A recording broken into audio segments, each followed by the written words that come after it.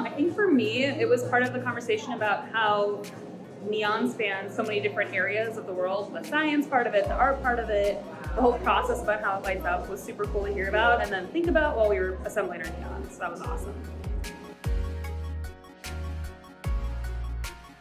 Ooh, that's a good question. I mean, I feel like it let me see all those things in a new way because you usually don't think about like a piece of acrylic, a little bit of laminate, and neon together. And so just thinking of like, I think together they build a whole new thing and think of it differently. And it's just always really nice to know that like you're taking something that could be garbage and just like making it into art. Yeah, definitely yes. I'm not always the most creative of people, but I feel like this brought that out in me. And I did this with my team of like 19 people and heard nothing but great remarks throughout. So definitely would recommend it.